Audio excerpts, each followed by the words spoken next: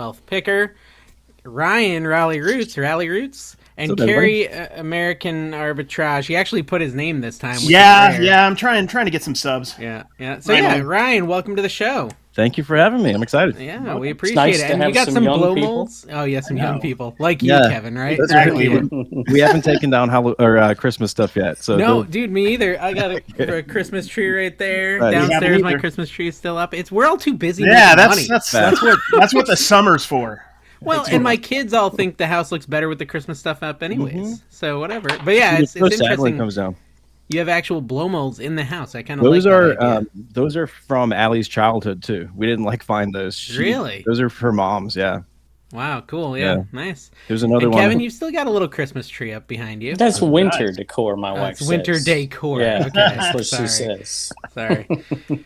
Yeah, so anyways, this is the show. Ryan, I don't know if you actually tried to watch an episode. No. I don't blame you if you didn't, but I watched it. I did watch one. 5 minutes. Yeah, one. You're like, that's enough. Yeah. I did watch one. Gotta Yeah, I had to know fast. what I was getting into a little bit, right? Yeah, it's very specifically designed for hyper hardcore resellers, right? Yeah, This it a is. very targeted. The good news is our metrics say after about 4 minutes we lose 90 to 95% of the audience. So Okay. you're just gonna be talking to us.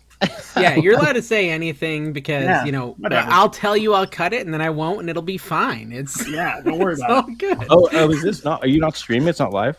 No, it's not live. This is pre-recorded, so you get a mulligan, right? Oh, but man. don't worry. Yeah, so you can say anything and we'll That's figure Let it out rip, for man. Just let it rip. That's weird. Yeah, Nice. well, we don't do Oh my live gosh. because Kevin's internet can't support live. Whenever Yeah. we try to do live stuff, or he tried to do a whatnot, his internet just crashes. Yeah, he has to. in the middle of nowhere. He doesn't have Do enough you? AOL discs to go live on it. Those sell love well, that. y'all. Get those old AOL He discs finds and it's a t-shirts. lot. It's good. It's a lot easier to hide bodies if you live in the middle of nowhere. That's all we're saying. That's It's true. like- That's why we're moving out onto property for sure. You know, Exactly. once you're on land, you can do a lot of stuff. Do you live? What? I don't know if you want to share this. What town are you living in Florida? So we live in a town just south of Tampa, 15 minutes south of Tampa, and then the place that we're moving to is like 15 minutes east of Tampa. So outside of the main city, but where we're moving to is very rural for where we are now. Like right now, we're in it's like a duplex. It's a 3-bedroom, 2-bathroom, but we're in suburbia, you know. Okay. But it's Yeah. kind of cool because there's a Publix grocery store we can walk right to. But we're moving where we're moving to is you got to drive 15 minutes to get to anywhere. So it's going to That be is a bit of a nice, pain. except I went to Publix and I bought 2 bags of groceries yesterday and it was $60. So I don't know. Other grocery stores are better a little bit, but I go to Publix because it's right there. That's their business model. Just be right there, 2 feet away, and people go there. Yeah. You have no choice. So I used to live in Hudson. Do you know where Hudson is? Yeah, for sure. Or it's north of. Well, actually, I didn't. I lived in Hudson for a little while, and then I lived in Port Richey, and then what the heck is that other town? Holiday. I lived in Holiday for a while. I know where that which is. is just that really small. Yeah, we've town. done a lot of research. We found that our viewers love geography talk. That's why Deep Dave's getting Florida heavy cuts. into it. Right? Deep And Florida. Can we do They weather want to next? know exactly. First, geography. Now let's talk weather. It's cold. Wait, here. Exactly. Dude, it's it is cold so everywhere right cold. now, guys. It was 36 degrees yesterday, and I tried to go to the flea market, and freaking nobody showed up. Is there any flea markets on the other side of Florida? Some good ones? Dude, there's some great ones out here. Yeah. Yeah. Some What really, town really is good the Webster? Is that Webster. near you? Yeah, Webster is dude, I heard that one's awesome. we still haven't been, but everyone keeps Really? telling us to go to that one. There's a flea market. There's a bunch of flea markets really close to us. A few of them have closed down, which is sad. But there's some pretty big, decent flea markets, and the big one's on Wednesday. So we Yeah, kind of that's get weird. that middle of the week one, which is cool. That's Yeah. weird because I have a day job, and I've always wanted to do the Webster one on Wednesday, but I got the day job. I got to take a day off of work for it, and it's like, eh. Monday. I think it's Monday. Oh, is that one Monday? Yeah. Okay. Yeah. Well, I'll meet you out can there. do that. If Hey, you go, dude, does that mean it's going on tomorrow? Yeah. Yeah, Well, that's gonna be too maybe cold. not. that's 'cause how the tomorrow's- days of the work week, Dave. Well, it's a holiday though. No, Tomorrow's it's a holiday. Oh, you're Yeah. right. You're right. when I was Crap. up in Minnesota, I went out garage sailing, and a guy picked me up. He's like, "Hey, let's go out." I told him I want to go garage sailing Saturday. He's like, "Why would you want to go Saturday?" I'm like, "I don't know. That's when the garage sales are." He's like, "Nope, not here. They're on Tuesday, Wednesday, Really? Thursday." Yeah, Interesting. I'm like, Huh. "Really?" And if you What talk are people to Thrifter doing on Shifter, Saturdays then? Thrifter Shifter goes out like all week, and he Yeah, he doesn't does. go out Saturday. Weird. Like, But don't people what are have they jobs? doing? What are they doing Saturday? Hmm. I mean, the That's a good Florida thing question. is like heavy duty Friday. Like everyone starts on Friday where I'm at. Estate on this sales side of Everybody's for Florida. sure. retired. Yeah. What'd you say? Everybody's retired. Oh yeah, they don't have jobs. That's a good point. Yeah. This area is big for estate sales on Friday. Yeah, the We have estate nothing. sale scene is like so much better in Florida than North Carolina that it's like kind of shocking. Okay, so there's a lot of crappy companies here, and Right. they're overcharged and they're ripping people off. I went to a sale on Saturday, and it was the last day. And Ryan probably knows on the last day they do 50% off, half almost off, all of them. yeah. Yeah, half off day, right? And so that's like the only day I'll go to the estate sales. It's half off day because the first day they price it at or above eBay value. So on Yeah. half off day, it'll be at eBay value, right? Like that's kind of their shtick, as it were.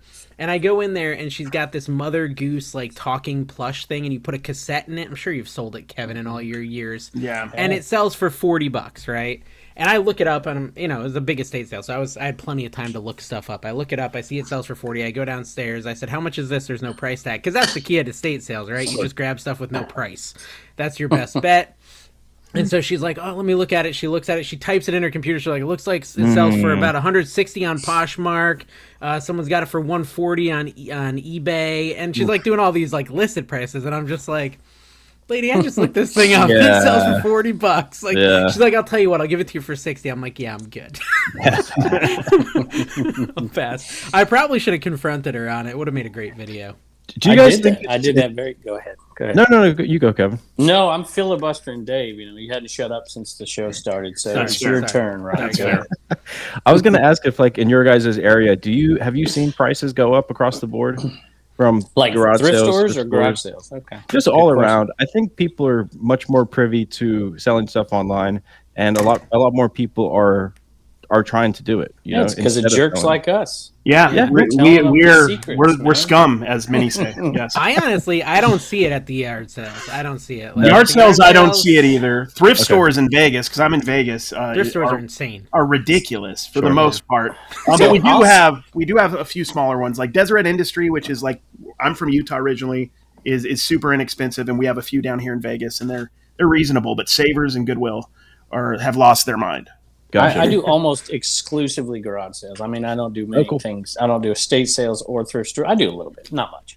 And I would say around here in this area, prices have remained very cheap. Nice. But I do the Garage Sale Nation stuff. So I'll go out to different areas. I go out to the big sales across the country.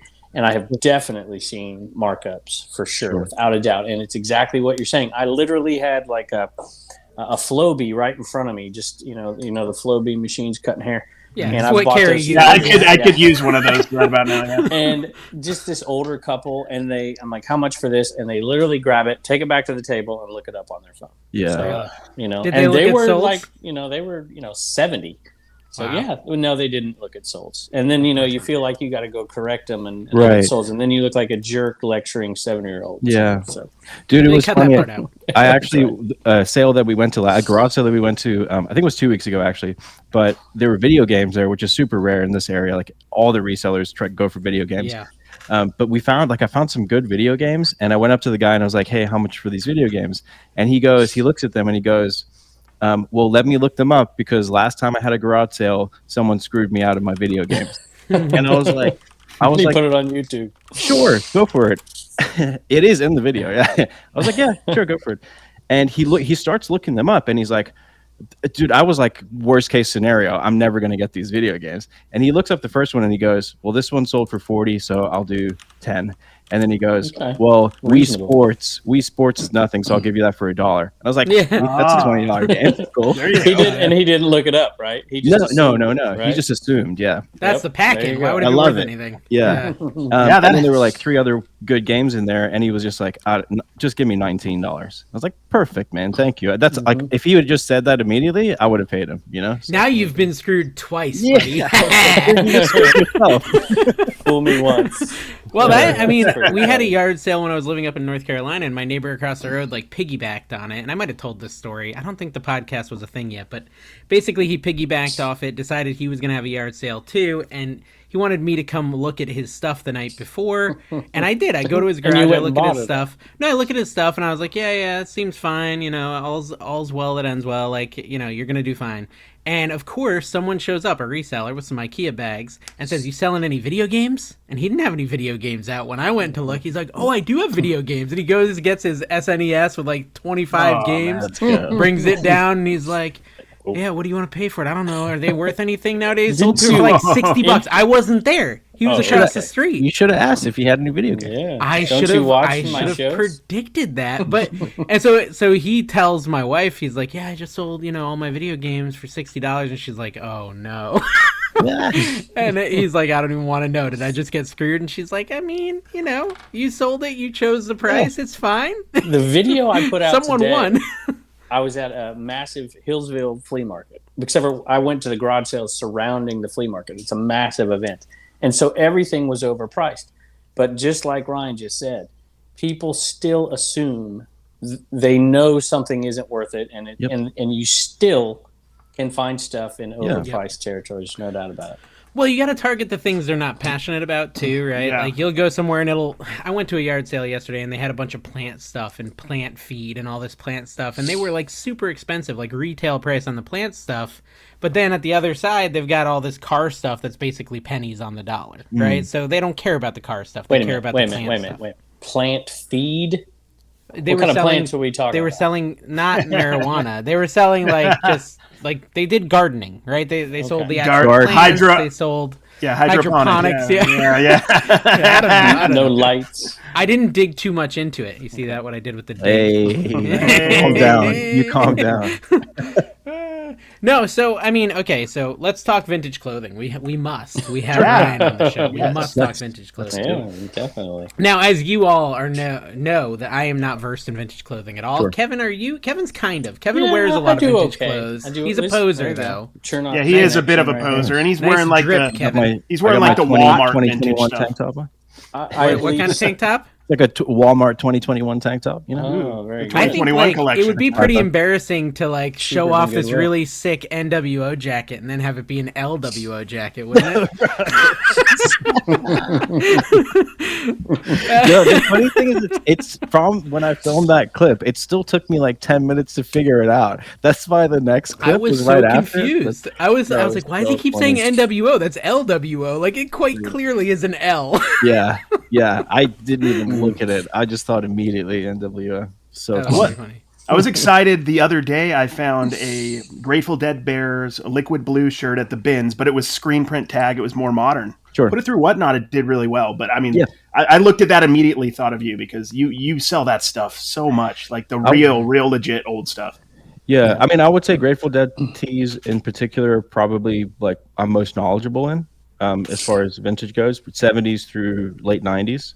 But I love all vintage, and it for me, like I was always collecting vintage t-shirts for myself. And then during the whole pandemic, I saw an opportunity to get into vintage heavy, mainly because you had all the vintage markets weren't going on and in-person vintage stores weren't open. So there were a lot of vintage sellers that were trying to liquidate their inventory quickly. And I was like, well, this is a chance for me to get into the market as heavy as I can at affordable prices.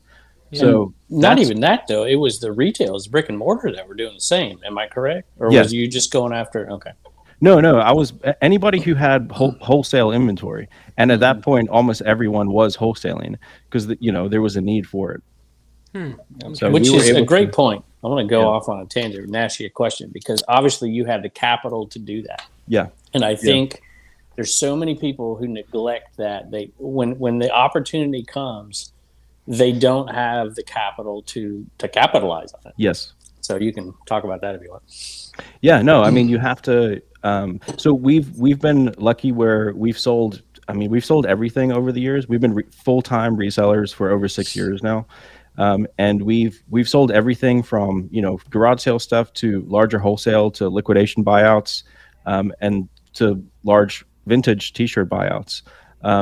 And you're right, like if you don't have the capital to do it, it's very, very difficult. And I always tell people, like, it's okay to not even get into buying wholesale at all. That's fine. You don't have to do it. But if you want to build like a 6 7-figure reselling business, you have to get there eventually, and you have to figure out when the right time is to jump into wholesale. If you have, $500, it's probably not the right time to do it. Use that for thrift stores and garage sales, build up your capital. And I always tell people, like, I wouldn't even think about touching wholesale right now, or even like liquidation, if you don't have at least like $5,000 of free capital to put in. Well, I have $17. Is that capital? It's $17. Is that For enough sure. to get going? Dollar baseball cards. Let me tell you about them, man. That you could make a lot of money if you just invest in that. Yeah, No. we all Scary we money started don't our make whole money. business with $200, and that's a fact. Like, we did not have That's such money. a common story. I mean, that's what I did too. I think it was I can't remember. On an old podcast I probably talked about it. It was like $500. I said to my wife, I said, "Give me $500. Let me start eBay again." And just turn that into everything in my Kevin inventory, just all stole the a money bunch in of my stuff. account. Kevin just I stole a did. bunch Yeah, of stuff I at yard started. sale. I was a teacher, y'all. I had made no money, which somebody made a comment about, and so I'm looking through the history department. All the old stuff that nobody uses anymore. They're clearing it out, and there's a bunch of Nixon Kennedy debate cassettes, and there were tons of them. And I'm like, "What's this eBay thing?" It's 2001 maybe. And I looked that thing up. I'm like, You had just turned 50, right? Yeah. I can make. I'm like, I can make $8 on this thing, and there's a whole shelf of them right here. I'm like, man, that's more than I'm making a week. Yeah. Were those the money order days at all? Oh yeah. Oh, I Yeah. get cash in the mail. Cash. People send cash. That's good. funny. That's good. funny. Let's bring that back. I still tell people, like, my actual first reseller experience on eBay was when I was 14 years old. And not a lot of people know this, but what I did is I sold an ebook that my dad had written about. My dad worked in the timeshare industry, and he had written this book on helping people get out of their timeshares, because a lot of people are stuck with their maintenance fees and stuff. Yep. And he wrote this book, and 14-year-old me, it was when you could do email deliveries on eBay. You didn't have to ship anything. So I was selling this book for like $50. And I was making like $1,000 a month as a 14-year-old. My dad had no idea I was doing it. No way. Kevin's That's still doing awesome. email delivery for his Yeah. little shipping table I there. have the Yeah, he's still electronic doing shipping that. table. Although he's That's not right. like selling it for $70, he's selling it for like $1.50 or something. Nah, it's $9, $10, $9. I don't know what it is. What is that? How much have you made on your shipping I have table? a- It's plans for a shipping table, like build plans. Oh, that's cool. CommonwealthPicker.com. All right, let's see here. I'm I'm gonna go curious, to it. yeah, I how will. many- I will. Great idea. You keep talking. I will look it up. Okay, so Ryan, have you ever watched a Commonwealth Picker video? Oh, geez. I've watched, this like- show, Ryan, is about picking on me. You do not have to participate. A lot of people have, and we I have a understand. lot of respect for you. Yeah, I've watched thank the short format videos. Yeah, okay. Yeah, the ones Which he doesn't is- make. so- That's actually perfect. I love that because he's got some plebeian Ryan was making the for him. first That's what he person told I me, at ever, least. the first creator on YouTube that basically came out and said that they don't watch videos in the niche that they make them in. It was the first Yeah. time I ever heard that. Really? And the only reason that I still really don't do it, obviously, if there's like a really popular video, I will jump in and watch it. But I do it on purpose, and the main reason is because I don't want our style to be influenced by anybody else. And I think if you watch creators, you kind of start, and there's nothing wrong with this, but you kind of do start to mimic some of the bigger people, and No that doubt. you kind of lose your own personality a little bit. Do you watch people? Dave outside straight of the rips niche? everybody off. So. Say that Yeah, again. well, and Kevin is just a rehash of Lonnie I and a sell rehash things out of of a Shed. shed, you know. I mean, are there people outside of the niche, like YouTubers, that you Oh, look up to yeah. and you watch and you get Yeah. ideas from? I bet. I took like most of our very first YouTube videos, which I'm not comparing myself to him at all, but I tried to do our first reselling videos in the style of like a Casey Neistat, where it was more like, yeah. because I saw everybody doing haul videos where they were like, I found this, here's how much it's worth. I found this, here's how much it's worth. And I was like, what if we did like a storytelling thing? And I tried to actually edit it and make it fun. And that's literally how it started out. Interesting, yeah. Yeah, I mean, I actually don't watch that many reselling videos either. I'll watch Carrie and Kevin sometimes. Yeah, when that's I'm out of finding pity, stuff to though, out of pick- pity, No, it's yeah. to find stuff to pick on you about specifically. But no, I'm honestly, like, I watch cooking That's videos. not true. I did a video the other day, Ryan. I did a video, and he came out with a video 4 days later that was identical. Yeah, he does. That's Dave true. does that a That's lot. true. Yeah. I did that. Yeah, but I did tell you, hey, I'm going to copy your video directly, but I'm going to do it way worse. And then in the video, I'm going to say this is a much worse version of Kevin's video. Really, an advertisement for you, And Kevin. to be fair, Kevin, hold on. To be fair, I never watched your video. I just looked at the title and then copied it. Well, there you go. That's why it was so bad. The first video I ever saw of Ryan's first video that I saw. Well, this is one of your famous videos, but it was probably one that helped grow your channel. Was the Beats video, The jail one? Yeah, the jail video. Yeah. Yeah, I remember, and it was totally by accident. I was watching Craigslist Hunter, and that video popped up. I'm like, What's this? Well, These what do you people mean, look, the Beats? young. For and those of interesting. us who missed this. Oh, he what can is- tell this. I give me made a summary. just a sitting there talking head video about a deal that went wrong when we just jumped into reselling and we were super naive, and I found a deal for a bunch of Beats headphones on Craigslist. Oh, Beats And by Dre. I bought the headphones. I think it was like 9 pairs. I'll just tell the story really quick, but it was like 9 pairs of them. A screaming good deal, but we needed the money, and it was I knew I could flip them easy. So and they did have like a good story. But there was like 9 pairs. I sold 8 of them on eBay in like 2 days. 1 pair was not selling. So I took that 1 pair and I listed it back on Craigslist. Someone hit me up and was like, meet me at the mall in the food court, $140, no problem. Allie and I both get to the food court, find the couple. She goes to reach into her purse to get the $140 and pulls out a badge. And it was a sting operation. And dude, I'm talking. This is the first the cops were called, except for it really happened. Dude, it actually happened, and they rushed the table. They were like 5. It was like a legit sting. They rushed the table. They sit us down. They put like pictures of someone breaking into a Verizon store and like stealing these headphones, and you can't see who it is. So like it could have been me. You know what I mean? Could have / was. Got it. Yeah. And I was like, dude, I'm covered in tattoos. Like I kind of, I'm in a tank top. I look like a bit of a criminal. Yeah. I'm not an American citizen. I think I'm going to jail. I'm like, we didn't do anything wrong. Luckily, I had all the text messages on my phone with the conversation between us, and they told me where they got them. I had the person's phone number. They told me like, hey, we got these from Best Buy. We won like a gift card, and we bought all these headphones. And I was like, look. So they let us go. They kept the headphones. Was it true? Were the headphones the stolen ones? And Yes. they had just lied to you? Okay. Yeah. I thought you were talking Beats like Dwight Schrute Beats, and there was like a big But flip you had opportunity already- in the farm yeah, industry yeah. I didn't know There about. is some farming opportunities out there. I'll meet you at the mall and sell you my Beats. But there was no like bad outcome from that. Like they let us kept the money from selling them too. Like Pretty Yeah. sure you've made more money off the video than you probably would have off the Beats. So. well, funny enough, I don't think we were monetized when that video took off. It was a very early video that we did. But Gotcha. over the years, yes, that video has made us a few grand. But Yeah. So is it? I heard a rumor. I don't remember who it was from. Maybe you said it somewhere, and then someone said it to me. Uh-huh. And you don't have to admit this if it's not true. But someone said you sold 400,000 on Whatnot. I said that, and 2022. it was more. It's more than that.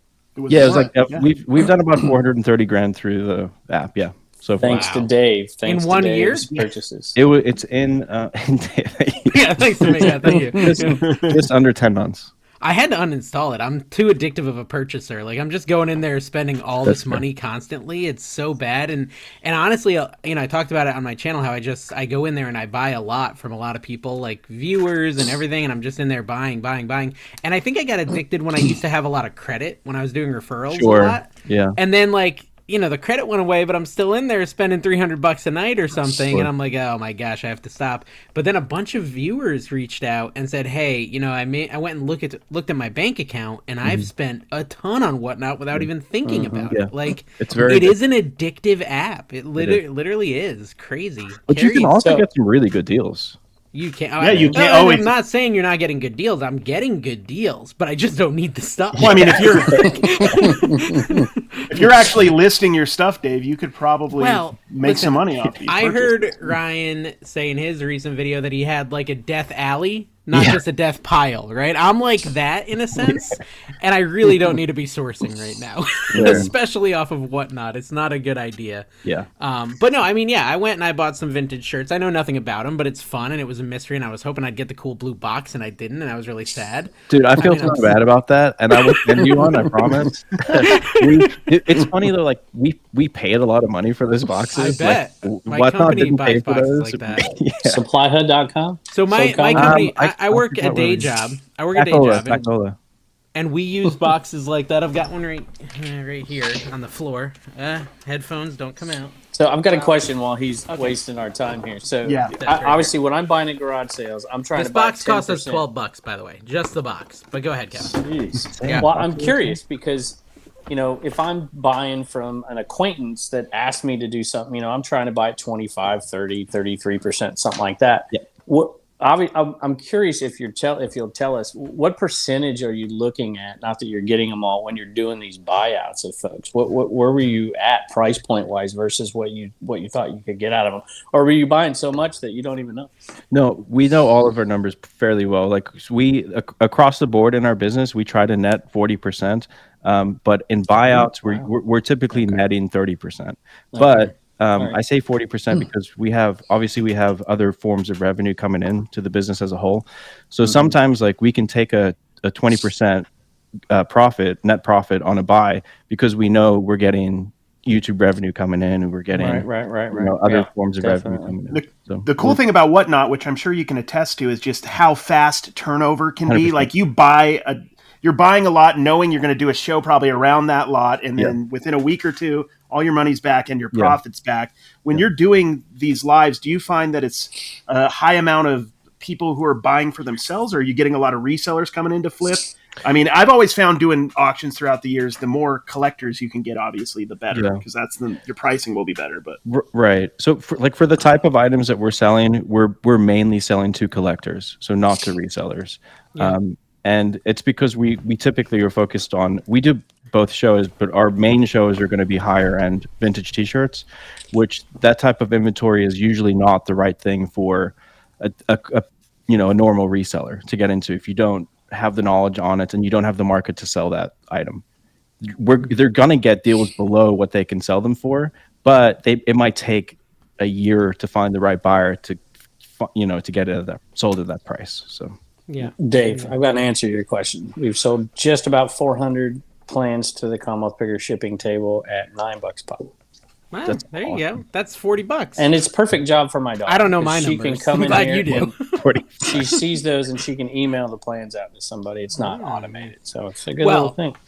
On the Whatnot topic, I just got finally after a year and a half of selling on there, got the instant payout. That's a beautiful thing. That is amazing. Yeah. It's a game changer. So nice. Like you don't even have to ship it and they pay you. Yeah. It's like miraculous because I don't know if you experienced this because you probably got it quick. Kerry got it right away. And Kevin, I don't know if he has it, but when you don't have it, Whatnot's kind of obnoxious about getting you your money. Yeah. And like you'll ship something, the customer will get it. 3 months later, you'll go in and look and you still don't have payment because USPS never did the destination scan. Sure. And you have to go like rectify all that. And I talked about this in one of my videos.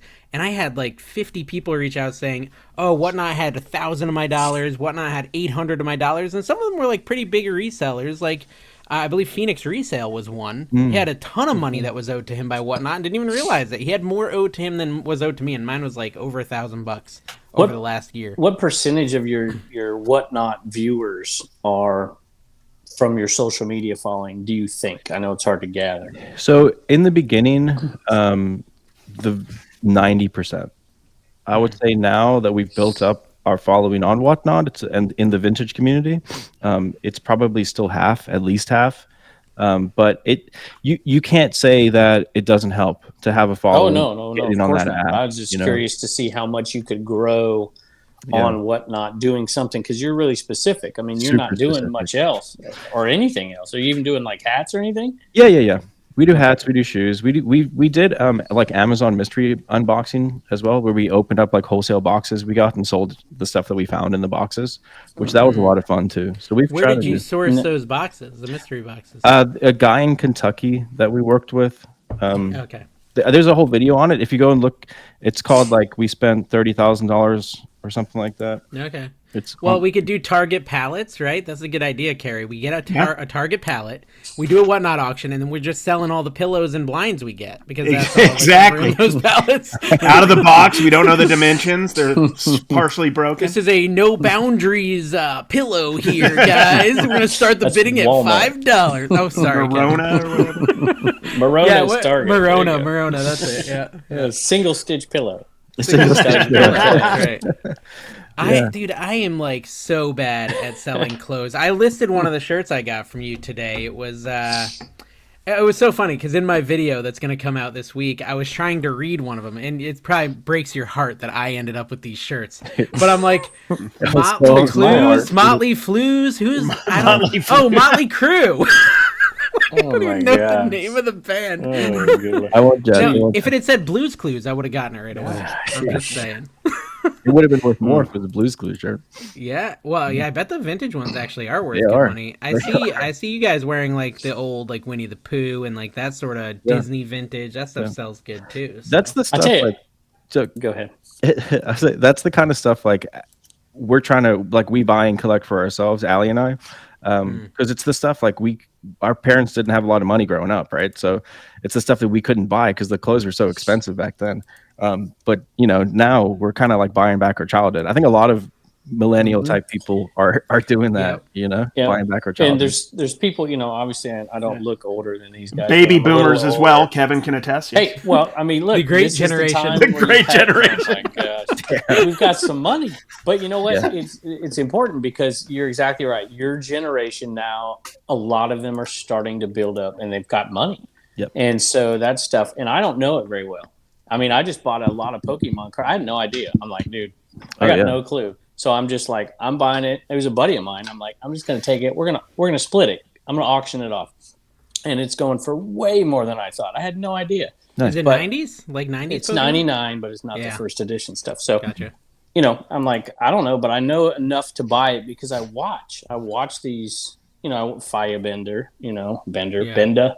Right, Dave, and Cam. I'm watching Cam and Art. I'm watching these young YouTubers, and they're teaching me what to buy, and I adding that to the repertoire of what I've already been buying for 20 years.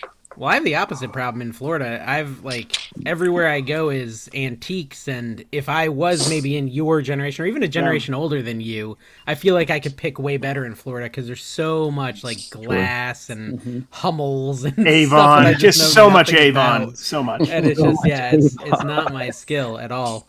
But I think so. The question is, what's the next generation going to be wanting? Right? Sure. What are they? My son, what's he get? Fortnite.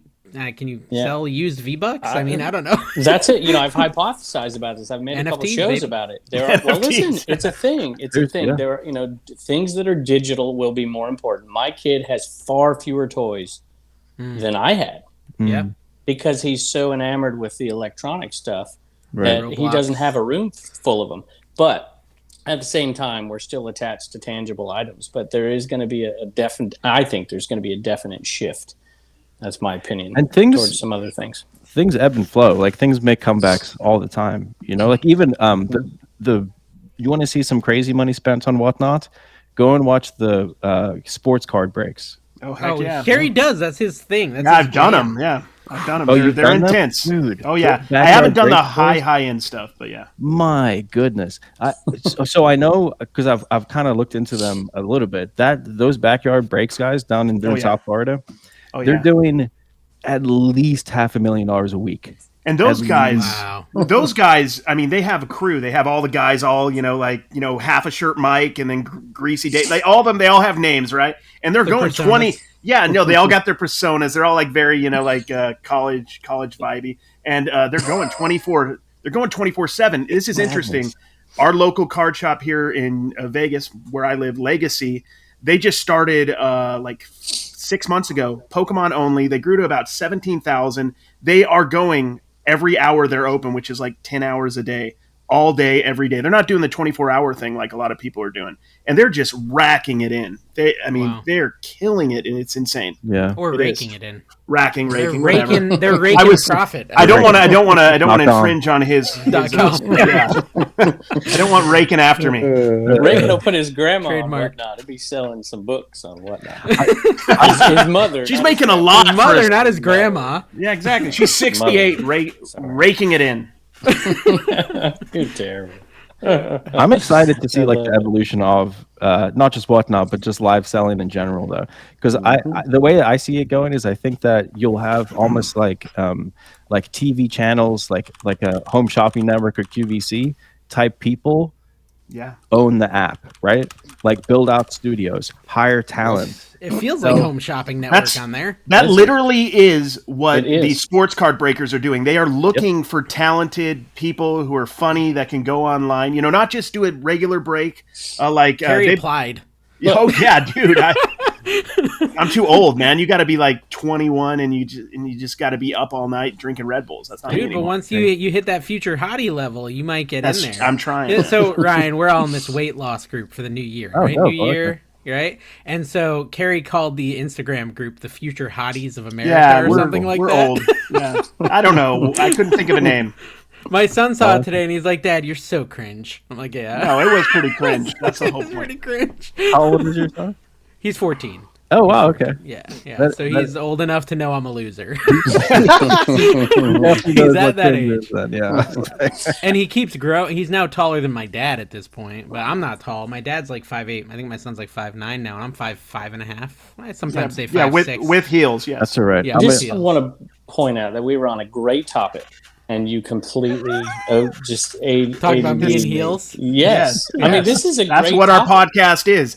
We flirt with greatness, and then we just go down the and how it toilet. affects commerce. Gosh, I'm you're so telling funny. you. What were you saying, Ryan? Ryan was going to say Oh something my interesting. gosh. Kevin's Oh, flattered get back about to that. my point if shout I out to tried. Short Kings out there. You know, Shout out to Short Kings. I'm There you go. 5'9", so let's go. Are you 5'9"? Okay. I'm a So, yeah, little- my son's your height. Short and My stocky, son's your baby. height, yeah.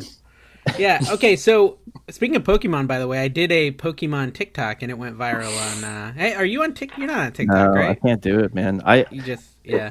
So our goal is to start getting into short form. We'll start with YouTube, obviously, because they're going to be monetizing it in February, and then Reels as well. But I'm not against it. Like I will watch short form content. I don't have a passion to create it.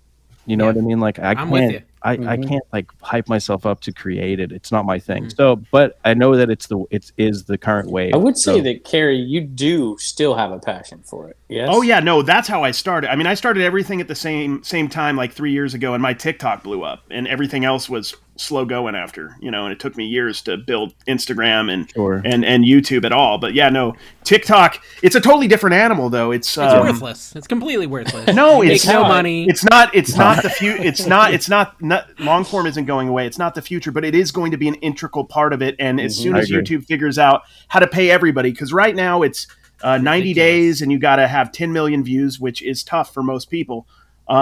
So once they can actually figure out how to pay, if you get 1 million views or 500,000 and a decent amount, it's going to be a game changer because What is TikTok that pays now? nothing. Is that on TikTok? It's 90 days and No, this is no. a YouTube requirement. Just like Yeah, you have to get it's monetized for hefty. long form, Yeah. you have this ridiculous requirement to earn the shorts money on YouTube. You have to have 10 million views in 90 days on short form content. The cool thing about free. short form Really? is there's a Yeah. even The if cool you're thing already monetized on YouTube. yeah, even if you're already monetized. Is that Well, I true will though, say Carrie? this. Is Yeah, that true? I believe it is. We'll find out Okay. in February. That's the first month they're Yeah. paying. So- That's what they're saying, though. Yes. Okay. I have a shorts channel that's separate than the other ones, and it's monetized, but it's monetized in the traditional sense, and Right. the shorts make a little bit of money. Like I Right. might put out a short that might hit 10,000, and I might get a couple bucks from it. Right.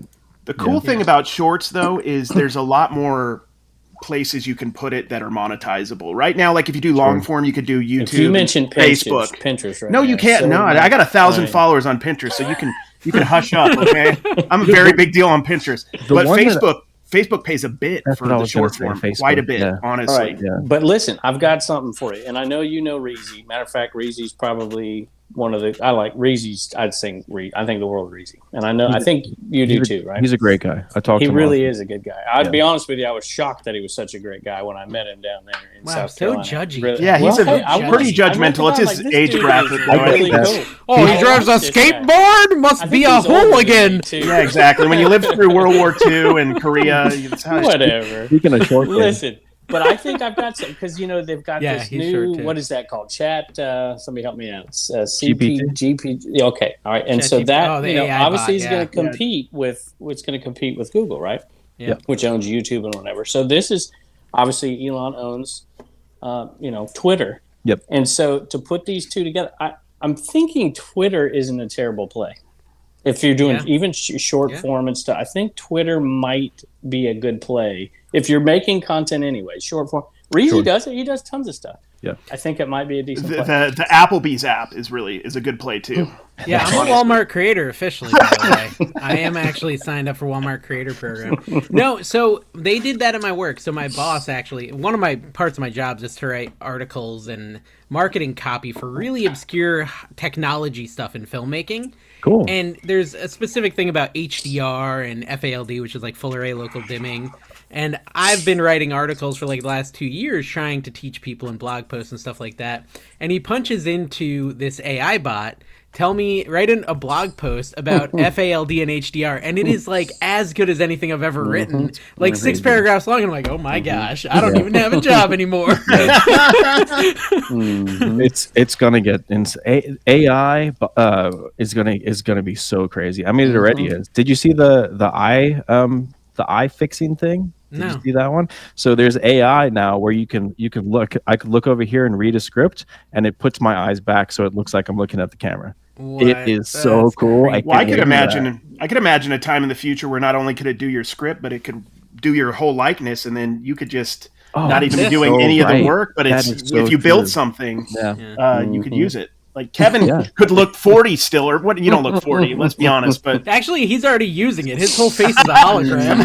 He's got that Tom Cruise deepfake thing going on right now. That hair too. That's been gone for years. This actually reminds me of something, Dave, because Dave does not have a college degree, and Ryan he doesn't. I have 3 of them. You don't either. I don't. Allie does. Okay. I do not. Yeah. Carrie's got enough for all of us. Yeah. I got 3, all wasted, all of them pointless. I posted I've been getting hate on Instagram lately. I posted a Gary Vee thing about how, higher education, employers are not looking for that degree necessarily from this school anymore, which all of this proves that, right? Skills are more important. I posted that. I got so much hate for posting that Gary Vee post. Oh, you. And then, Carrie, I got hate for teasing you because I said your degrees are worthless because you misspelled a word. Yeah, that's true. That was pretty epic. That's hilarious. Oh your degrees are worthless and telling kids not to go to college and whatever. I'm like, listen, college is a business right now. They are trying to make money. Not that, look, some people need college education. Certain skills do. But, man, a lot of people just don't need it. One thing that I find very interesting on short form compared to long form is the negativity on short form in the comments is insane. Crazy compared to long form. I actually applaud the way you rejected his whole stupid topic, Ryan. I think you're gonna fit in great here. No, he's gone. No, actually, now that he's gone, an episode. He leaves once an episode. Now that he's gone, I wanted to ask you. I didn't want to embarrass him, but are you able to see without having sunglasses on your hat? Because I thought that was required. You have to have sunglasses on the hat to see properly. That's what Kevin tells us. Wait, what? No, just look at Kevin. He took him off. He took him off his hat. He had sunglasses on there. He always does. Can I tell you this story now that you care? Okay, I college baseball. Sucks. I totally agree. No, the story about the hat. I'm tiny. I'm not a big guy. I got a small head. And I played college baseball, and the hats they gave you were massive. And I looked like Marvin the Martian, with the big old thing. Yeah. And so I put that glasses on to make it not look so stupid. Continue. Okay. Well, little did you know. It's not working. No, okay. I'm done being mean to Kevin. But I did want to say, Kevin, I noticed somebody kind of took over your shed. Oh, did you see that? This is like the second week in a row. Somebody coming in. The Golden State Picker did an episode from the Commonwealth Cabin, Carrie. Did you see this? Oh, I thought that was a me thing. Somebody took my name and made a video of it. Dave, who would ever do that? Would you ever do that? I would never put your name or Ryan's name, or definitely not Carrie's, because that's a channel killer. Yeah, that's not going to help at all. Kevin's and Ryan's names are great, guys. Put them in your title. Don't put Carrie's. Please don't. So many people sent me a link to your video as soon as it was posted. I was like, here we go again. Look, hey, and you know what? Ryan watched some reseller content after that, didn't he? Got him. You got it. We were just going only for your view on that one. That's the only goal. And I'll happily say that I actually beat that video without your name recently. Did it outperform Did it outperform Rakin's video where you stole his name? Oh, dude, the Rake and Profit one didn't do as well, Ryan. I think you've got more cachet than Rake and Profit. Oh, yeah. You know the running joke that Steve is Allie's ex-husband?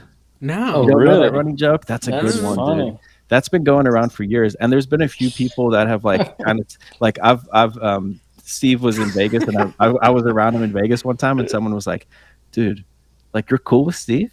Like, yeah, dude. Yeah, we're totally. You should have played it up. You should be like, "Not really, man." I think there's a picture somewhere of Steve pretending to propose to Allie in Vegas, so we can go back and be like, "Look, no, it's true." That's good. I like it. Well, there's a rumor going around that Dave and Carrie are future spouses. Yeah, well, they're definitely just for the health benefits. The bromance has been going on I want to get on his insurance, honestly. It's 2023. You guys do whatever you want. Yeah, right, Ryan. Actually, I have two questions. Two questions for Ryan. First one, I wasn't aware. You said you're not a U.S. citizen. No. Where are you from? Where are you from?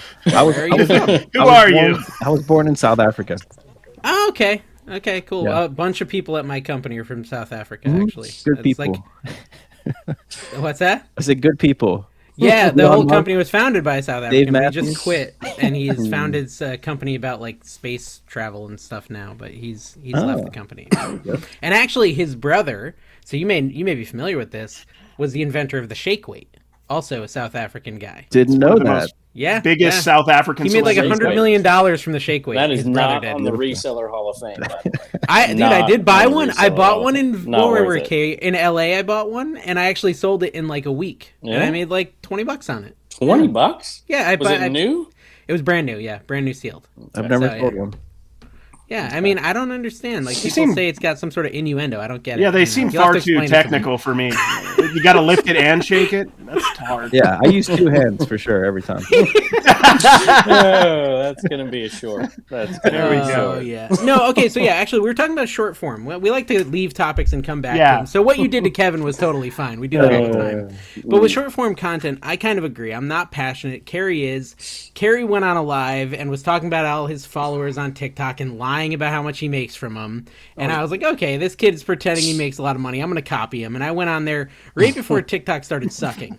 Right? It did start sucking. I don't remember saying how much money I was making. Did I really do that? He told me. You did. You just said you had 3 degrees a lot. But no. That's my thing.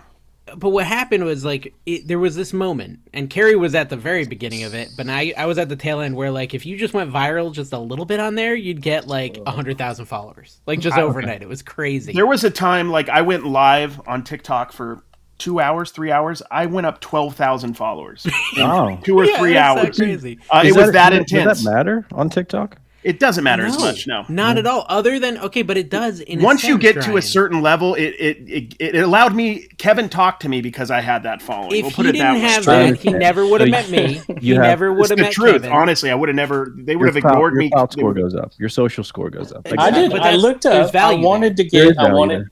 I was a teacher, so I saw my kids. Speaking of, all this decentralization of entertainment, my kids would sit in a room during COVID.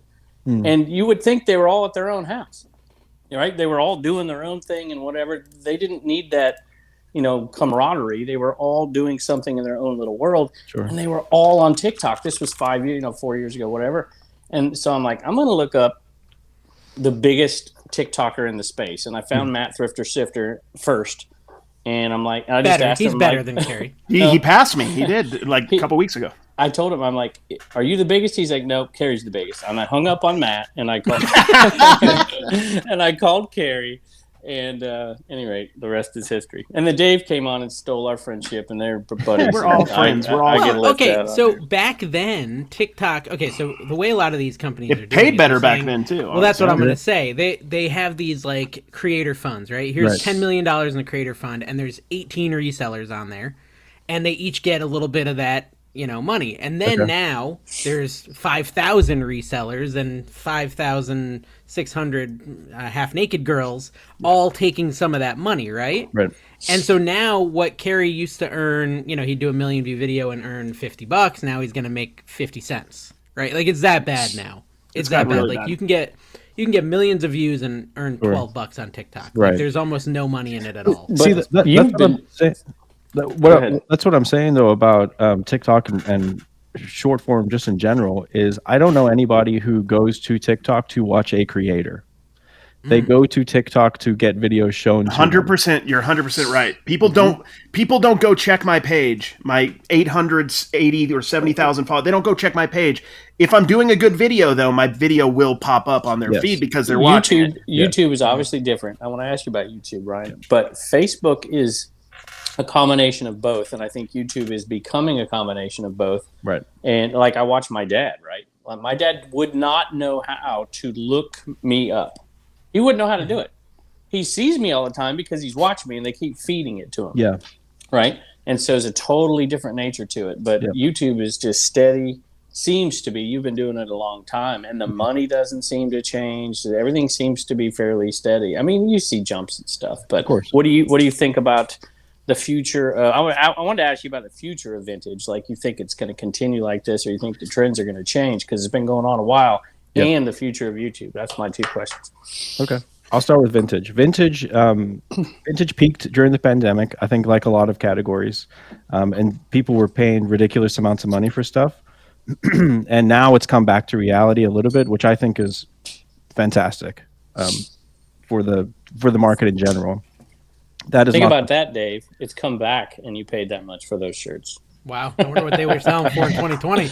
A lot Honestly, more. probably like triple. Yeah. Wow. Yeah, I've seen stuff go crazy. But anyway, there's certain categories in vintage peak and then they go away. And then there's stuff that will always be worth money, like band tees, like certain sports tees.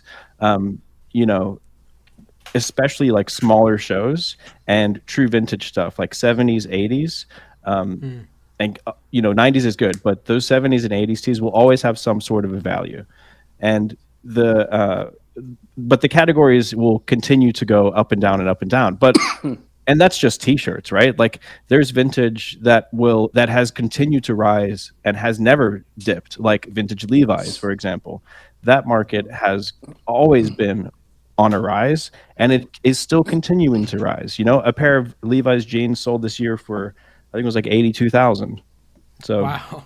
I've noticed and Ryan will appreciate this because I think you wear fanny packs like I do. Love fanny packs. I've seen fanny packs. They were up and then they kind of plateaued, but I've seen them go. Kevin's pumping fanny packs right now. He has them on CommonwealthPicker.com. He's heavily invested in fanny packs. Let's make that clear, guys. Fanny pack merch. Do you have fanny pack merch? No, we don't. We haven't made merch in like a year and a half. Kevin has a guy. Kevin has a guy for fanny pack merch. He does. He's got a supplier. Let's go. Actually, I think it's a girl. It's Sharon, right? Did Sharon make your fanny packs? It is Sharon. Okay, yeah. I'm a big proponent of fanny packs. They're fantastic. They're super handy. They really are super handy. I just feel kind of dorky, but I do think they're super useful. Yeah. If you look like Ryan, you can do it and get away. Do whatever I want. If I hit the gym, I could do it. No one's gonna say anything, right? Yeah, exactly. Oh my goodness! Key. I got to get back into that. And then YouTube. So I think the reseller space on YouTube will. I actually think it's on a little bit of a decline right now because a lot of people are focusing on short form and are focusing on their TikTok and Instagram. And what's funny about that though is if they put the same amount of effort into YouTube, they would definitely make more money. It might take a little bit longer, but there's a lot of people that they'll hit like a video and it'll go crazy and they don't make anything off of it, Yeah. And it's not just resellers. Like I had a friend post a reel the other day and his reel hit like 2 million views and he's just a guy that posted a reel. He posted on Insta or Facebook? On Instagram. Okay. And he was like super excited about it and like no money, but there's Instagram anything better than TikTok. They do pay you, right? Barely. I mean, not much. But then his next 10 reels got like 500 views.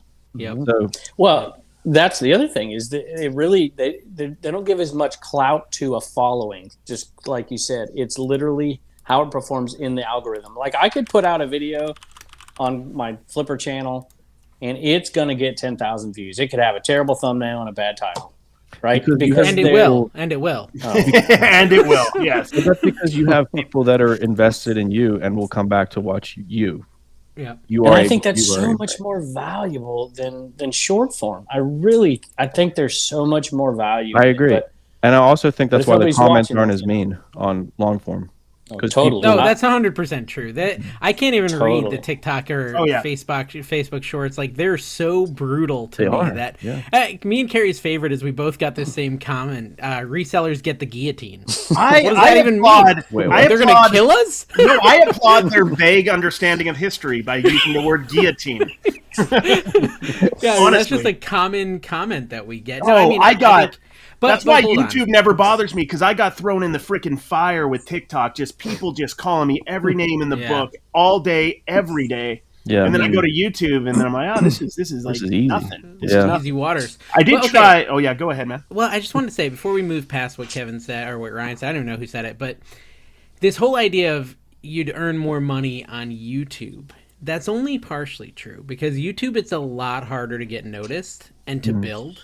And so you might, go on YouTube, make videos for a year like my buddy's been doing, and not even be monetized. And he's making videos every single week, and he's investing so much time, because I tell him to keep going.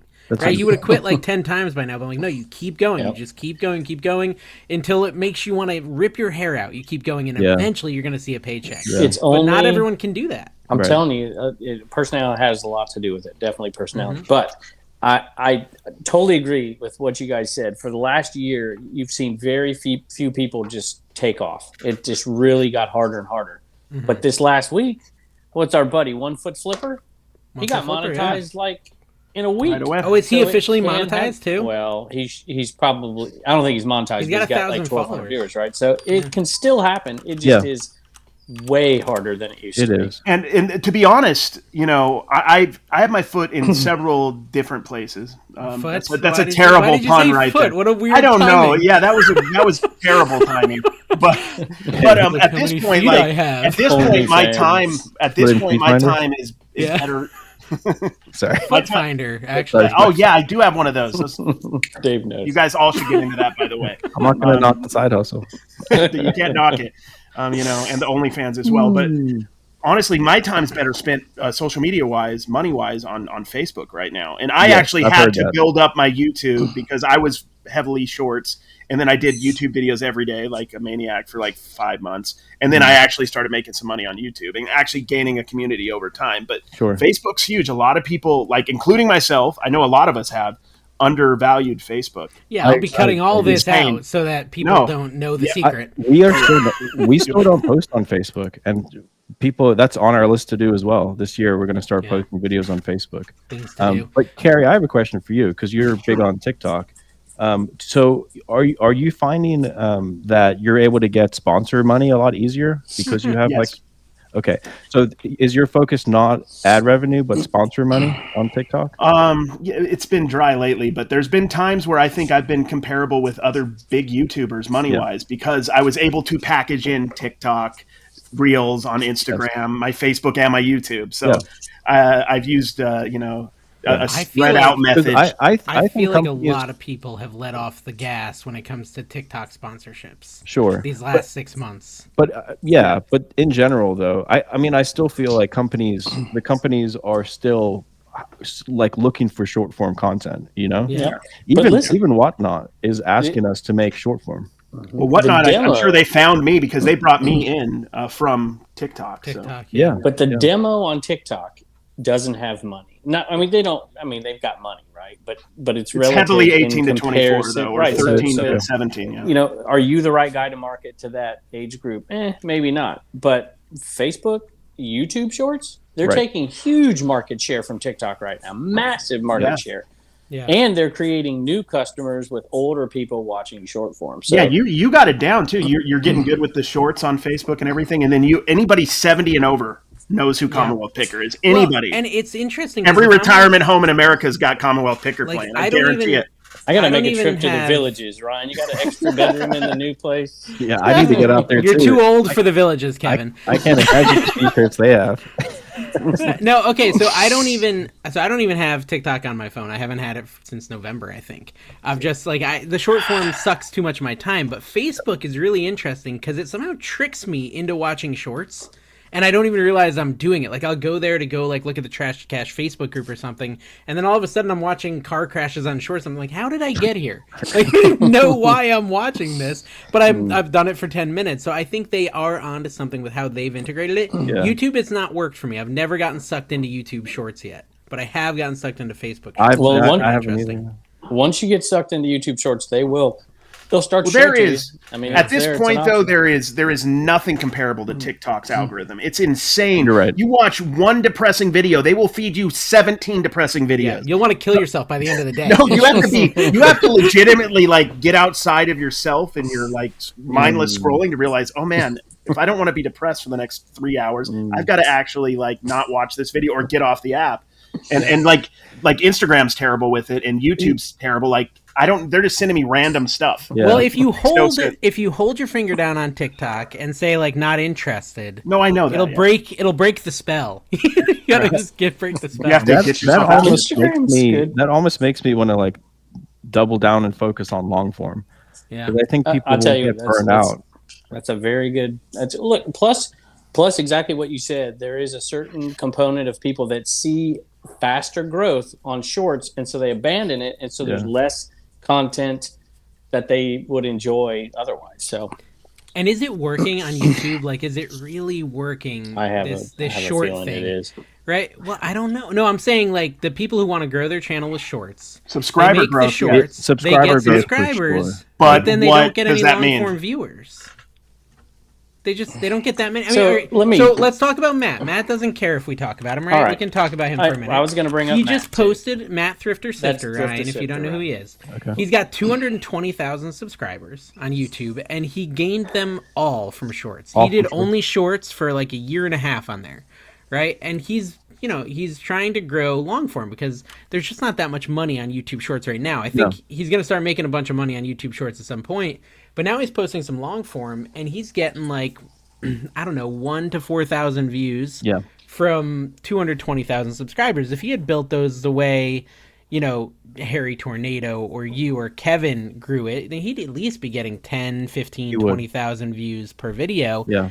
I mean, I guess you are right, Kevin, in a sense. He is getting views, but it was a year and a half of posting short form before he can even get there. So let me piggyback on that, because I think, it's interesting. I find it interesting that people like you, Ryan, haven't got into it, because I got into short form just because I'm afraid that I have to go back to teaching, and I will do everything I can possibly do to make sure I don't have to do that, right? But I think exactly what you said is correct.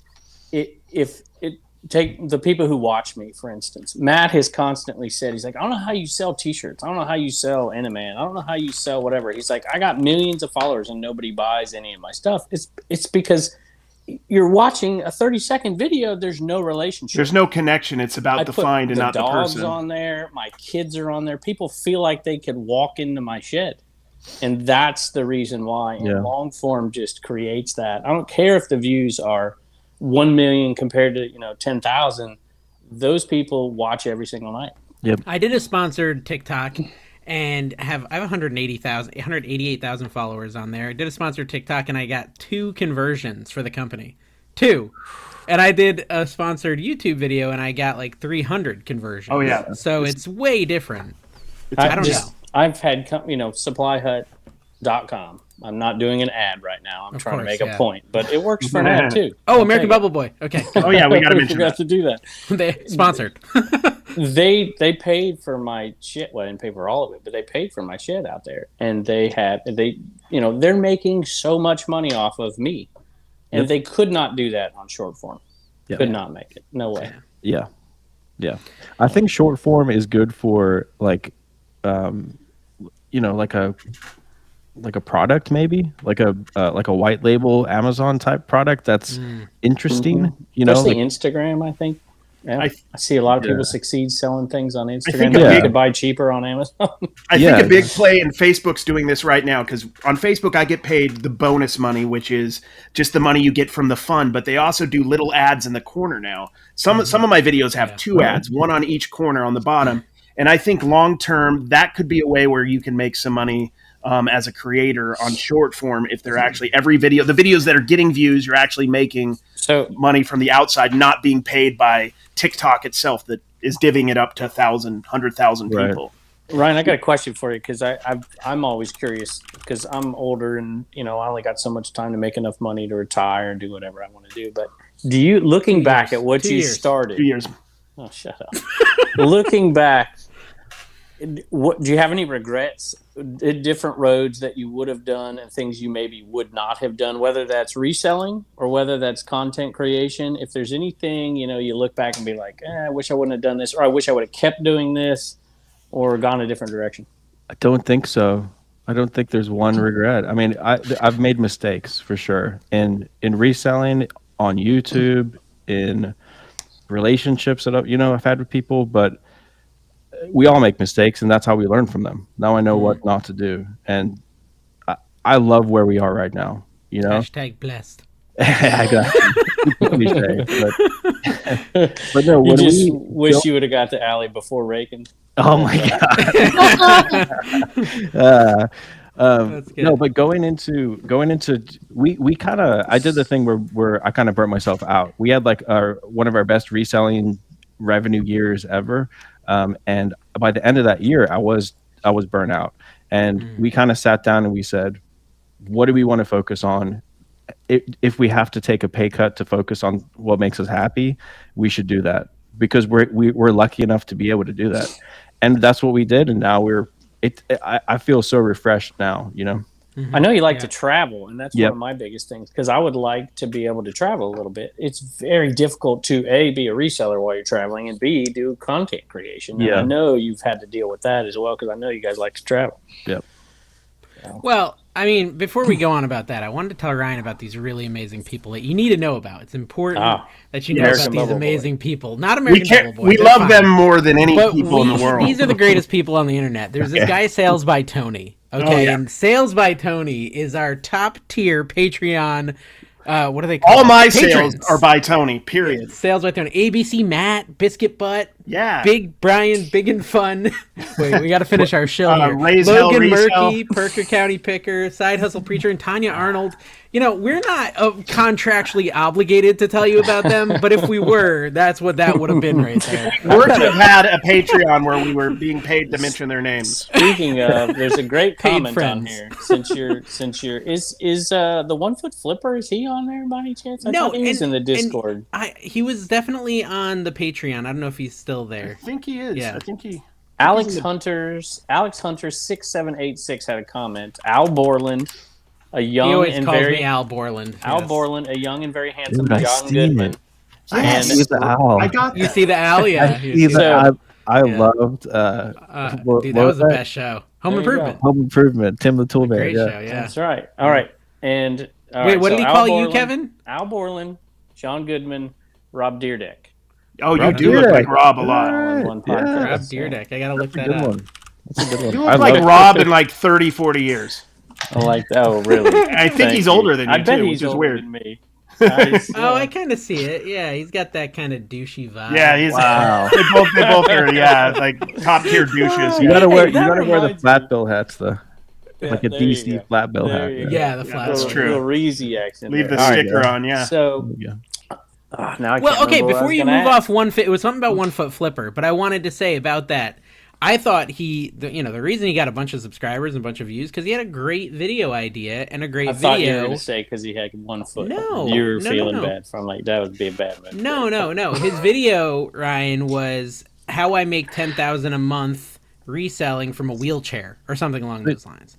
That's super good applicable hook. to a Yeah, lot of good people. hook. A lot of people are, physically disabled. They've got Have hurt 1 foot. backs or, well, not necessarily 1 foot, but they got back injuries. They're on disability, things like that. And to be able to see this opportunity instead of just like sitting at home being depressed, I think it's really a good message. That's I all. posted on Instagram. First of all, you criticized me for posting that poverty is a lot of times a mindset, and now you're here saying it. How did I mean, listen, Kevin, I didn't criticize you for that at all. Like that was just something. Give him you a break. dreamed about. His Cialis is starting to kick in. Just go easy on him.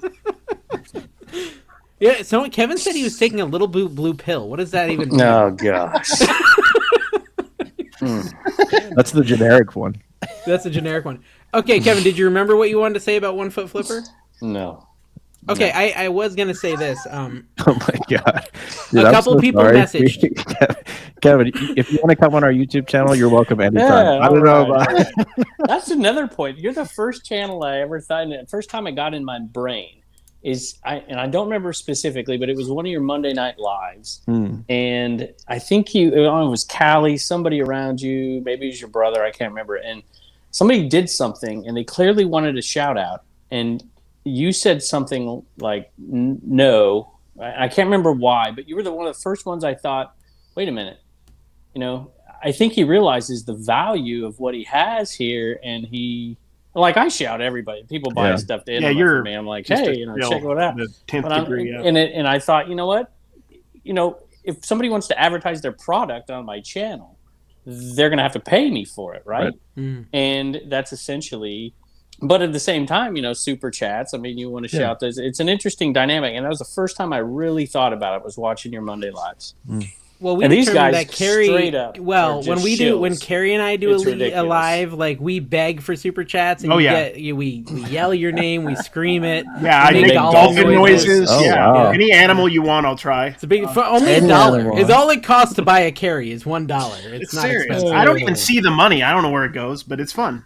Hey, speaking of daily bowel movements, we have to contractually again ask you, how are they going? Yeah, how's it going? Me?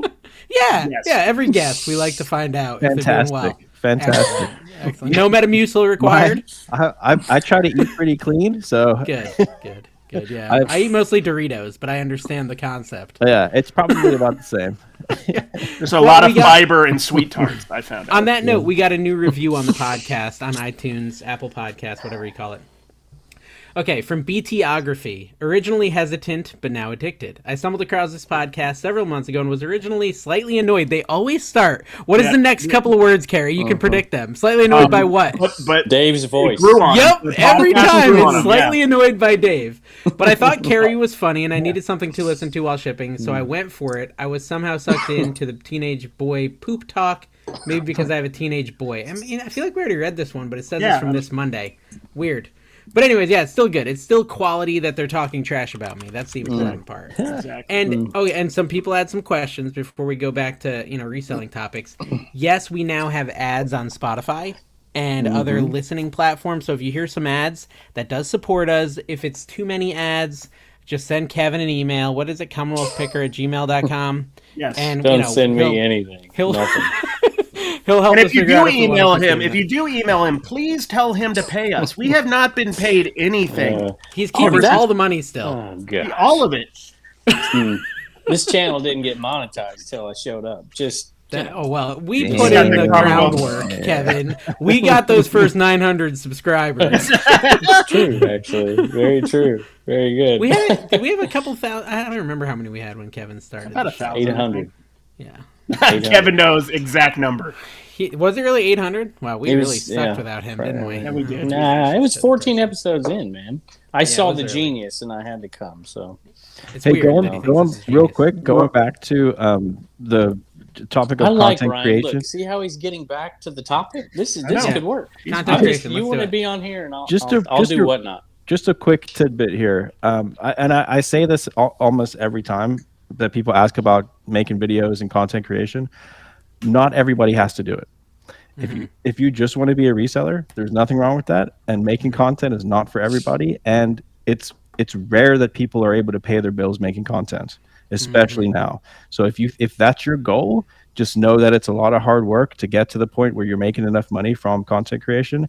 And if you take the time and focus on your actual reselling business, more than likely you're going to make more money doing that. My reselling business kind of took a hit this last year, partially because of the move. The fame went to your head. No. It's partially because I moved to Florida. Partially because I'm near a lot of family now, and I'm spending more time with family. But it also is because I was spending a little bit of extra time on content creation with my cooking channel and stuff. And my sales on eBay went from, I think it was 89,000 gross in 2022 to 45,000 gross in 2023. That's half the money. Yeah. Wow, you know what you made this year already? Yeah, I track stuff. Well, 2021 to 2022. You get the point. I'm like, that's amazing. Yeah, 45 grand in 17 days, 15 days. I'm doing good. So 17 for the listener, yeah. That reminded me of another question. So Ryan, your reselling business started to move away from your content creation as far, going to thrift stores and garage sales. So now when you do that, is it just purely for enjoyment and content? Because you don't do it. So we did that a year and a half before we even started making YouTube videos. We'd love to do it. Like if I didn't make any money from content, I would still be going out to garage sales with Allie every single Saturday. It's fun. Mm-hmm. Yeah. What gave you the okay? So the first people I ever saw go to garage sales on YouTube were, and I'm not saying they're the first people I saw was Craigslist Hunter. Yep. And John Cincinnati Picker, and then you guys were third. Okay.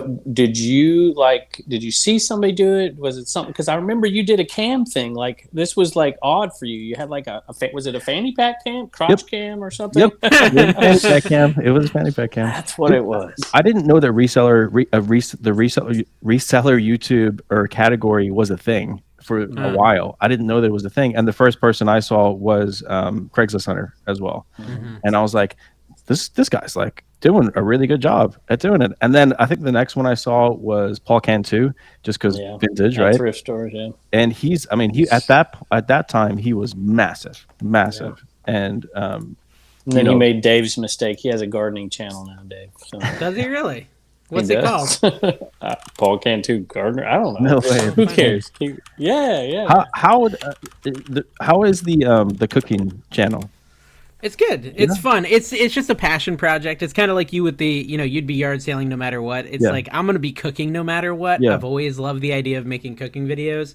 So I went ahead and I made cooking videos. And don't think that I'm copying you, but eventually I probably will do that too. You love to cook as well? I love to cook and I love to eat. Cooking. And we want to do a channel called Rally Eats.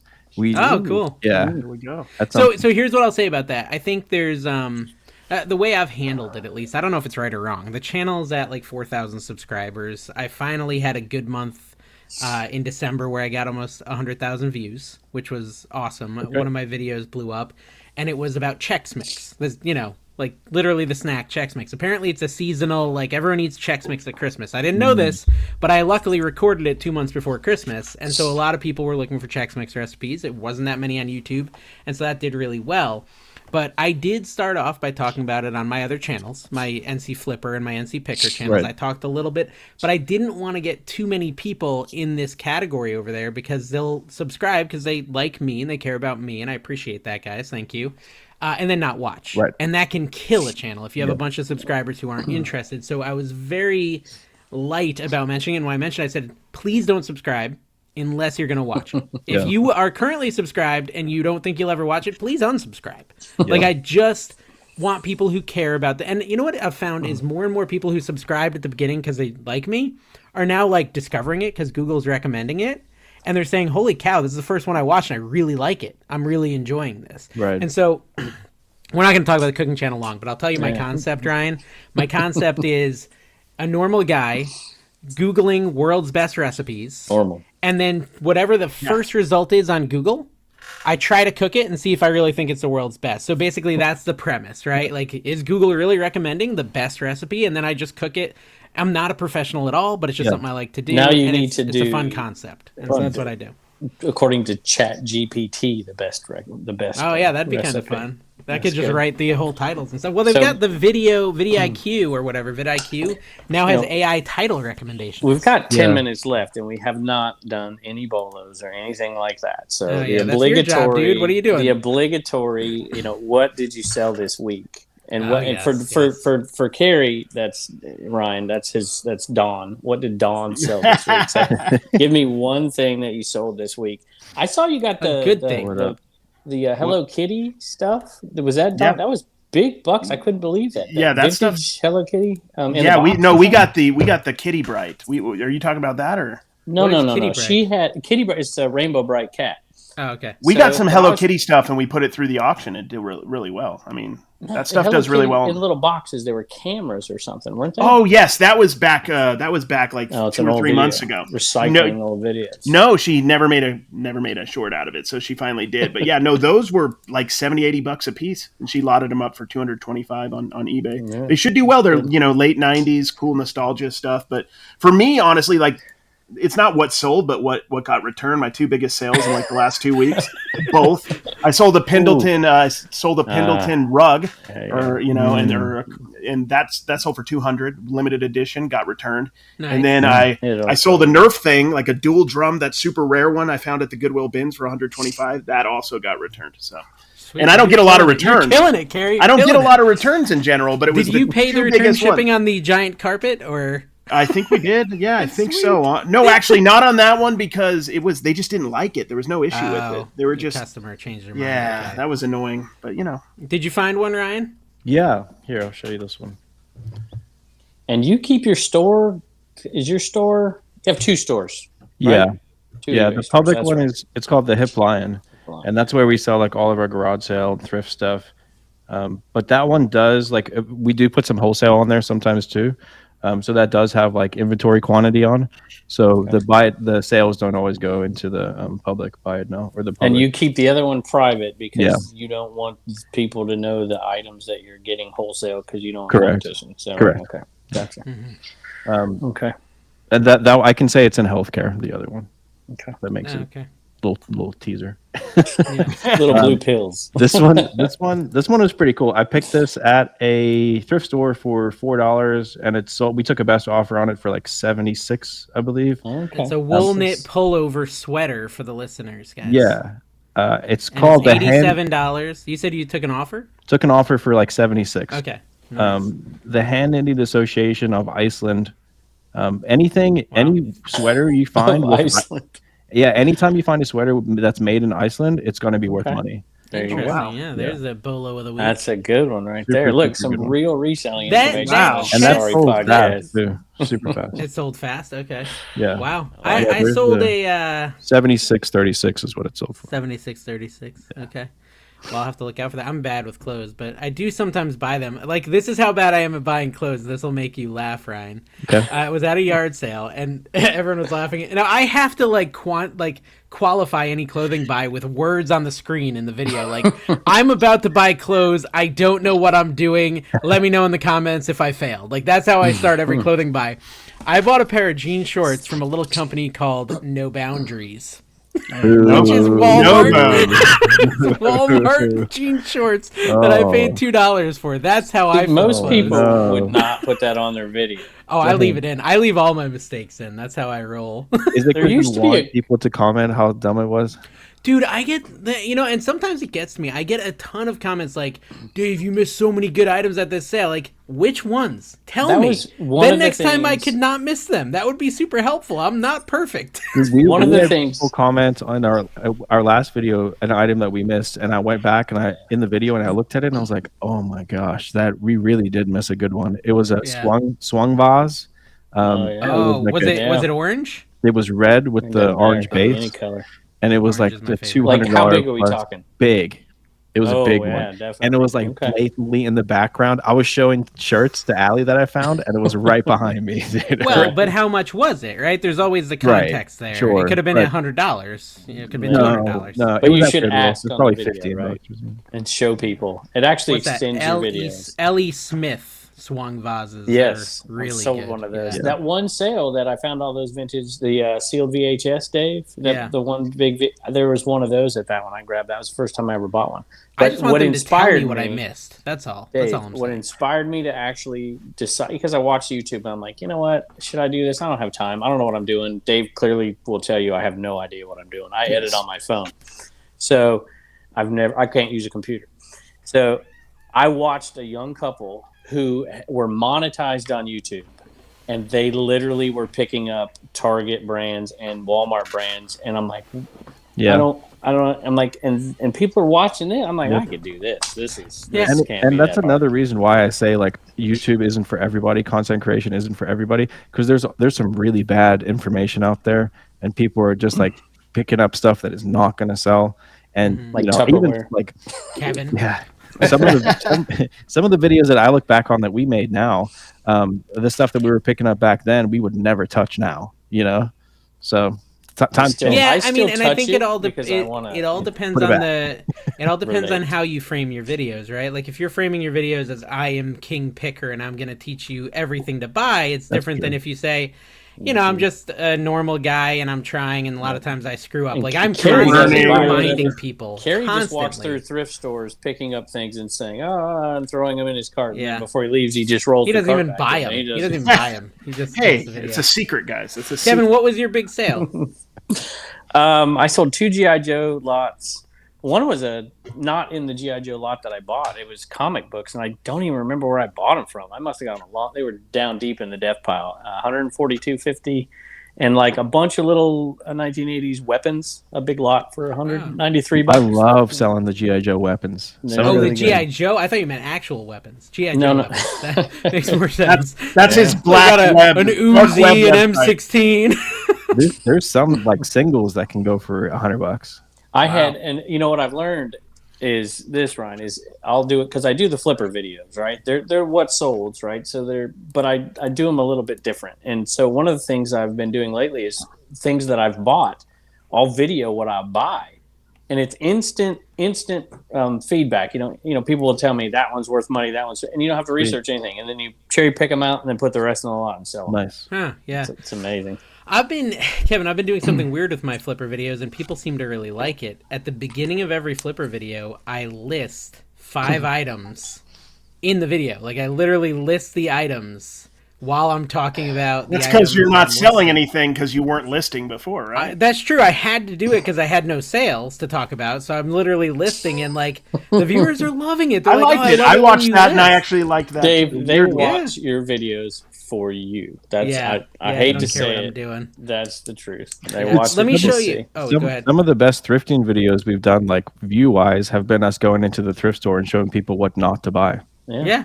Oh, Mhm. Carrie Carrie's does that. made Carrie- a living out of it. Oh, yeah. Don't buy This these was- at yard sales. Yeah, nice. You ever do a short, Ryan? That should be your first. Oh, yeah, short. they don't buy this love at Don't yard being buy told- this. Okay. Yeah, TikTok loves to be told what not to do. They This love is it. this is my sale. This is my sale. It's a celluloid wind-up toy for you okay. listeners. Circus Clown, $60 plus shipping. That was kind of a cool one. I paid $5 for it. And I talked her That's very down good. too, and then I put in the TikTok, like me talking her down and the comp, and I got they hate torn apart. Totally torn apart. And by the way, this is another secret. I've realized that if you like get someone in there to make a ridiculous claim on your short form, right? Like I bought a thing of Pokemon cards, right? From like the, late 90s, early 2000s. The top comment in there is, It's fake. dude, those are worth $5 a piece. No, some claim like those are worth $5 a piece at least. He made $10,000. Then it really helps it go viral because everyone wants to argue with that guy. So you just get And your it'll buddy play to in the go in there and background say over something and over. like Carrie buys an Avon bottle and just be like, "Yo, that's worth $9 million." Because when they're commenting, the video keeps playing. It's a 30-second video, so it just keeps Right. playing, and it gets it. So, but Dave likes to end these shows abruptly. So I've got one I more would question never. I got to get in. You didn't even do And- the comment of the week yet. I did do the comment of the week. It must not have been good. I don't remember it. It was about Al Borland and. Oh, whatever. that was it, dude. And He but calls me Death Al Pile Borland in Picker every had a video good I do. comment, too. Death Pile Picker talked about the jelly bean effect, which is something I talk about all the time. How when you buy in lots, there's always way more than people think. But that's whatever. I don't want to give Mike any extra publicity. And they give you jelly beans. So that's right. All right. The question is, because I've been doing videos lately about threats to reselling, and so I wanted to get your take on it. So the Informed Consumers Act, and then Disney. Well, I don't know if you've ever resold Disney park stuff from in the park before, but I know a lot of people go there often just to resell stuff. Yep. So do you see a threat out there to reselling, or do you think it's going to continue to just grow unimpeded for a long time? Are you asking me? I'm Or asking Ryan? all of you, but I don't really care about your Ryan, opinion, so. you field it because I wasn't listening. The question Happens is often. threats to reselling. Yeah. Do you see? In I- other words, yeah. Go ahead. I think the biggest threat to reselling is just the stores themselves selling. So the stores themselves becoming resellers. So there was an article the other day that I saw going around where someone from Goodwill had offered a picker, like a social media picker, like a $80,000 a year salary to pick the bins for them, like hire them to be in the Goodwill bins and pick the bins. Yeah. Don't know if it's true. The last time there was an article like this, it ended up not being true. So I don't know, but I do know that Goodwill is definitely sorting stuff a lot better than they were in the past. So I think that's a decent sized threat, but they'll always miss stuff, right? There'll always be stuff, and there's always lots of other ways to source. Other than that, I think the ease of sale for the average consumer, the average person out there, the easier it is for them to sell it themselves and get the money quickly, the harder it is going to be for us to buy that stuff from them. Right. Which I think with the whole tax thing, $600 or whatever, I think that actually creates a higher bar for the casual reseller. And I was trying, people are like, oh, reselling is going to be over. I'm like, if you're paying your taxes and you got everything straight, this is going to help resellers. That's the dumbest thing. It's like Amazon, anyway, right? You're supposed to be paying your taxes anyway. So exactly. It's part of which is awkward because Carrie intentionally only did $5.99 last year. And I maxed out every site I'm on at $5.99. No, but it's true though. Like people think magically they weren't they didn't have to pay taxes or something. That I don't know where they came up with that idea. They pushed it this year. They were supposed to be this year, and they pushed it to the 20K. And I saw people posting like, I don't have to pay my taxes. And I was like, you're gonna. Right, there's a lot of people that are going to be hit. How many casual people? How many moms out there are trying to sell their kids stuff, and they might, they sell their baseball equipment or whatever. I mean, they're going to go over that $600 threshold, and then when they get hit with the 1099, and then they got to start showing their deductions, it's going to keep them from selling. I've already seen people come to me. Yep. I just picked $1,500 worth of stuff from a friend of mine, and he was happy to take $200. I don't want to deal with it. Yep. Well, but I always 1099 all the yard sales I go to. Exactly. So I mean, are you not Speaking doing that? I have them sign receipts and everything. Yes. Oh god. Waivers to be on my video. All of it. There actually was a top comment on the video which I thought you'd read. Like it got the most upvotes by a mile. So I feel like we really should give it some credit. Adam commented and said, "My argument is simple. I used to be poor, literally homeless. I'm now a full-time reseller, single-handedly supporting my family of 4 and paying child support to an ex-wife. I'm living comfortably now thanks to reselling. So to sum it up, instead of being poor, resell. You will no longer be poor, or at least less poor. Anyways, when I was poor, I usually needed food, not gaming, Pyrex, action figures, vintage clothing, etc. Most of the stuff poor people need is available cheaply and not exactly worth reselling." So this was, Ryan, we were talking about people saying you're stealing from the poor by shopping at the Goodwill. Sure. That's what that was all about. So I thought that was a really good argument from Adam to kind of back up Kevin's argument. So well said, Adam. Goodwill has never been, and they'll openly admit it, Goodwill as a company has never been about clothing the poor or getting cheap items to the poor. Their goal is to get money to help people get jobs. Yep. That's their mission. The Goodwill mission is to employ people. So that's a mute point. For sure. Yes, exactly. Speaking of employees, do you still just, if you're willing, you just have the one, just Callie? Yep. Callie, okay. She's a ride or die. She's amazing. Love her. She could works hard. She could quit, and I would still keep her and pay her. Ooh, don't say that so loud. She might hear this. Yeah, she's a good friend. It's funny. She filmed our wedding before we hired her. Like she was a good friend of one of our close friends, and we hired her as our videographer for the wedding. And then years later, she casually started she needed some side money, and we were like, "Come ship for us while we're out of town." And then it turned into she basically runs her whole business now. Have you brought her to yard sales to film you? Yeah, you have done that. Okay, mm-hmm. That's pretty cool. I was like that idea. I'm weird about filming in public. I'm probably like one of the more it still bothers me. Like I'm not the GoPro on the chest kind of guy. Mm-hmm. I still, film on my phone or hide it in a fanny pack. You know what I mean? Yeah. So I don't know. I'm not as brash as some people. Not that there's anything wrong with that. Well, Gary V's out there with a whole crew, following him around at the art sales. Like you can't possibly be getting the best deals if you got a film crew following you. Dude, and we had a video done on us by the Wall Street Journal, like really? way back in the day. It's on YouTube. And for that video, they followed us to garage sales, and they would get out of the car, go up to the people at the yard sale, and make them like sign release forms, and then we would get out and negotiate like a TV show. So that's what they do, you know? Yeah, they're like, hey, we're gonna come and film. They're gonna try to TV show is negotiate. going to happen. I'm telling you, the TV show is going to happen. Like a garage sale picker type show. I'm telling you, it's Yeah. got to. Yeah, it's And then they'll ruin it. Then they'll ruin everything. yeah. Just like they ruined storage lockers for like 6 years. Storage lockers are actually profitable again. Yeah, for sure. But there was several years where they weren't because everyone saw Storage Wars and went and bid ridiculous amounts for garbage. Yeah. So, all right, we got to end the show. It's been too long. Thank you guys for watching. Make sure you subscribe. Go check out Ryan's channel. Ryan, anything else you want to pimp? No, just Rally Roots. Come say hi. We have fun. Rally Roots, yeah. He's on YouTube, whatnot, and all that other stuff. So thank you for being here, and we'll see you next time. I'm on Pinterest. Bye, guys.